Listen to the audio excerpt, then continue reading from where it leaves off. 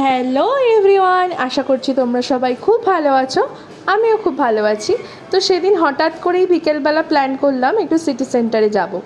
তো সিটি সেন্টারে 1-এ যাইনি, সিটি সেন্টার 2-তে যাচ্ছিলাম। আর যাওয়ার পথে বিশ্ব বাংলা গেটটা দেখলাম। তো এত সুন্দর ভিউটা লাগে, তাই জন্য একটু ভিডিও করে নিলাম। দেন এটা ছিল দোলের আগের দিন, তাই জন্য এখানে ভীষণ খুবই ভিড় ছিল। তো যাই হোক, আমরা ভেতরে ঢুকলাম। আর ভেতরে কার্নিভালও চলছিল।